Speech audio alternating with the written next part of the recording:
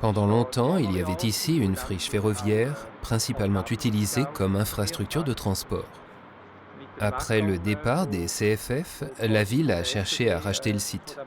Car depuis toujours, dans le quartier de la Limate, sur l'axe longeant la rivière, on cherche à créer d'autres espaces de loisirs pour la population urbaine en constante augmentation.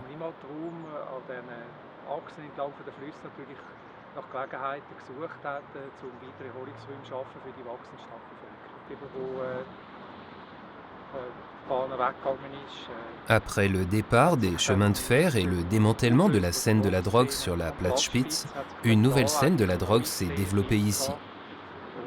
Ce fut aussi un épisode très compliqué pour la ville de Zurich. Ce site était très fréquenté par des gens qui venaient consommer de la drogue, abandonnés à leur misère. Des milliers de personnes venaient ici également pour s'approvisionner. Pour moi et beaucoup d'autres, c'était très difficile d'observer cette misère à laquelle étaient exposés tous ces gens.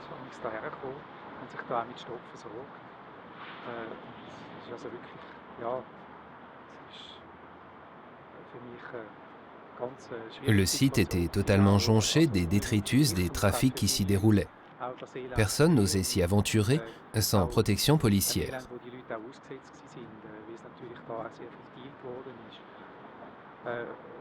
En 2002 ou 2003, le tunnel a été rebouché. À cette époque, on savait clairement qu'on pouvait conclure un accord d'échange avec les CFF. Les CFF ont construit un prolongement de voie au nord de Zurich pour la ligne de chemin de fer en direction de Regensdorf. Ils avaient besoin de terrain et on a donc fait un échange. Nous avons repris le terrain ici et leur avons donné du terrain là-bas.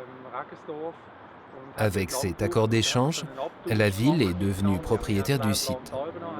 Le rebouchage du tunnel du Letten a été la dernière mesure prise par les CFF pour remettre le site en état avant de le transférer à la ville. Puis on a effectué une nouvelle planification dans laquelle la participation de la population, des instances politiques, des usagers intéressés, de l'association de quartier et des habitants des alentours a été très importante. On a mené une réflexion pour savoir comment améliorer et rendre ce site encore plus accessible à la population en tant qu'espace de loisirs.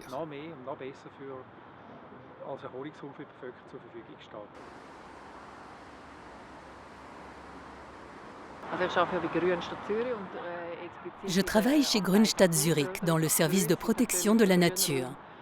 Pour nous, l'espace vert est fondamental en tant qu'espace de vie de la faune et de la flore, mais aussi de l'homme. Je crois que c'est là l'une des principales missions des espaces verts en ville. Mettre à disposition des espaces de loisirs, des possibilités de bouger, de se rencontrer et de pratiquer diverses activités.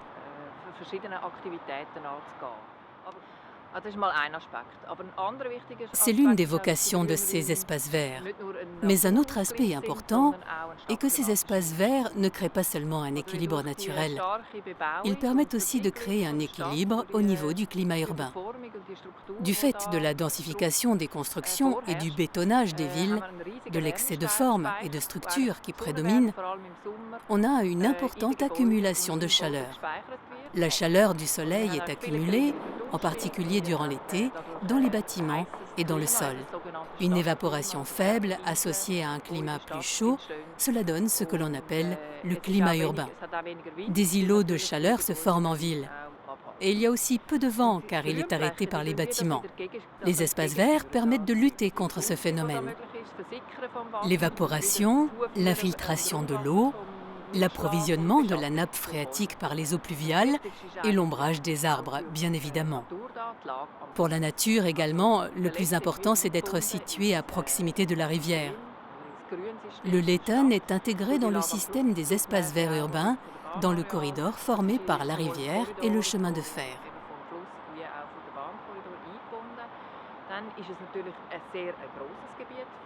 Avec une superficie d'environ 1 hectare, il s'agit d'un site très étendu. La structure est elle aussi très importante. On y trouve des zones à végétation basse, des plantes aromatiques, des arbustes, des arbres, des zones ombragées, au soleil et des zones sans végétation.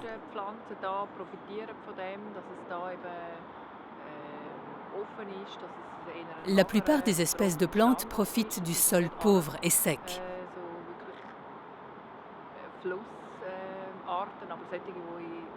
Toutes ne sont pas des espèces alluviales autochtones.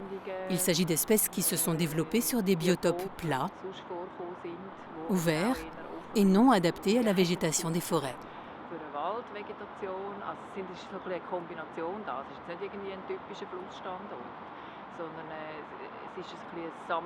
On trouve ici toute une collection d'espèces différentes qui sont présentes et profitent du fait que la concurrence est relativement faible malgré la fertilité du sol.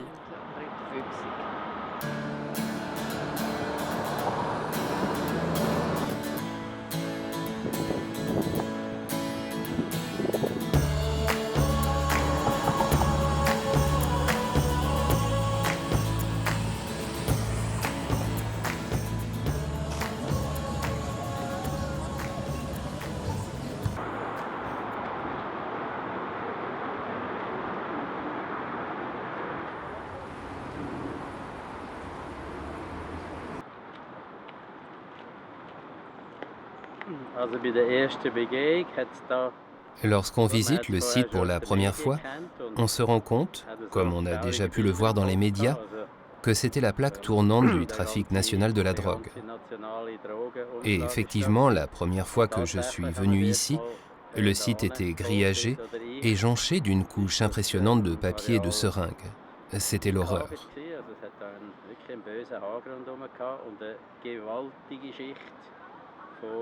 Ce fut ma première impression, mais c'était aussi un site qui donnait une impression de sécurité avec ce grillage.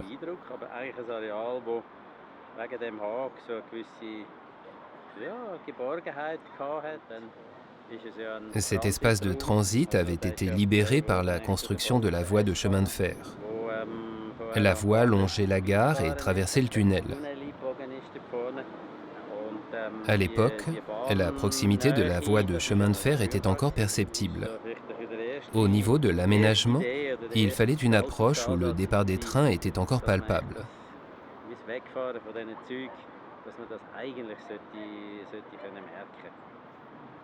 Dans tout projet d'aménagement, il est important d'avoir un fil directeur et de le conserver. Il me semble que c'est le cas dans de nombreux, voire dans tous les projets, et c'est ici une évidence.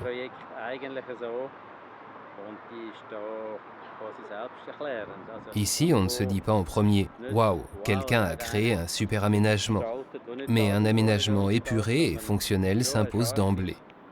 Les divers éléments, les murs tagués, les délimitations de l'espace ont été associés dans la démarche conceptuelle.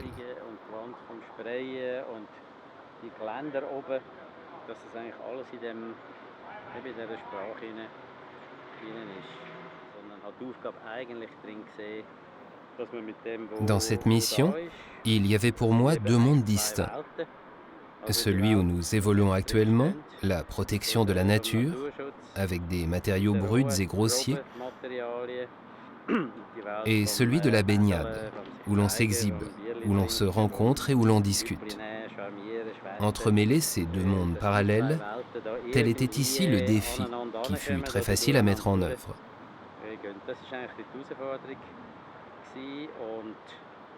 Il existe certes déjà des conceptions selon lesquelles la protection de la nature est mise en œuvre derrière des grillages, là où l'homme n'a rien à faire.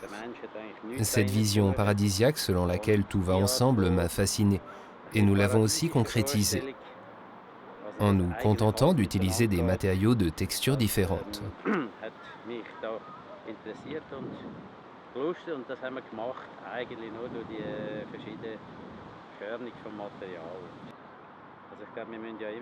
À mesure que les éléments se densifient, tout devient plus urbain. L'urbanité signifie aussi que les éléments sont en contact. Cela implique que tout doit se resserrer. Ce site est un lieu exemplaire permettant de faire cette expérience.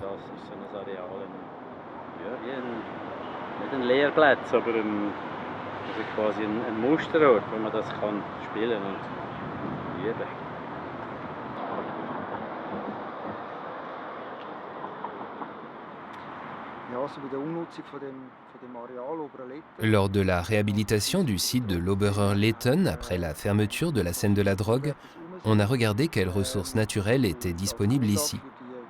Ce fut la base de l'appel d'offres qui fut lancé ensuite. Ainsi, les 3 espèces de reptiles, en particulier les 2 espèces de lézards, lézard agile et lézard des murailles, furent les principales espèces ciblées. Elles furent à la base des réflexions et des mesures écologiques que nous avons mises en œuvre ici. La spécificité de ce lieu est certainement que les 2 espèces de lézards y cohabitent. Ce fut initialement aussi mon idée de pouvoir offrir à ces 2 espèces un biotope sur le même lieu au travers d'un aménagement différent de l'espace de vie. J'ai donc observé très précisément l'écologie de ces 2 espèces, puis j'ai pris des mesures pour créer des biotopes spécifiques pour le lézard des murailles et le lézard agile. L'idée était d'arracher les arbustes qui poussent au-dessus des murs et de les transformer en prairies maigres. Mais pas une prairie maigre exposée à la chaleur et au soleil, mais une prairie semi-ombragée. Et nous avons conservé ensuite de nombreux grands arbres pour ne pas attirer le lézard des murailles. Un biotope qui fonctionne pour le lézard agile, mais plus pour le lézard des murailles. Le lézard des murailles est une espèce qui vit dans des biotopes naturels, le long des rivières régulièrement inondées, qui transportent des sédiments. Dans les cailloux, le long des berges, ils trouvent les structures nécessaires pour puiser la chaleur dont ils ont besoin. Lorsque les berges de la Limmat ont été aménagées, il y avait déjà un biotope de substitution anthropogène. La gare centrale, ou les débuts de la gare centrale actuelle, les quais constituaient déjà un biotope comparable, avec des cailloux comme sur les berges d'une rivière naturelle. Ce lézard des murailles, ainsi que d'autres espèces, ont ainsi pu s'implanter sur le site. Il s'agit là d'un très bel exemple d'aménagement, d'utilisation et de valorisation écologique qui peut fonctionner sur un même site. La cohabitation fonctionne très bien. On a un biotope à la fois intéressant pour l'homme, les animaux et les plantes.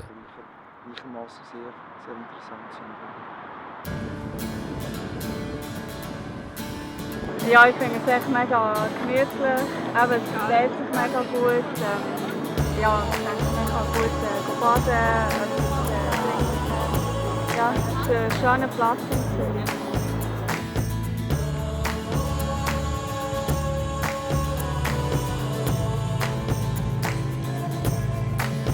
Y aparte creo que también hay muchas personas, hay muchos lugares donde uno puede ir a comprar cerveza y sentarse a conversar con amigos y principalmente pues por eso, por la cercanía. Sehr schön da. Also, es ist einer meiner Lieblingsorte.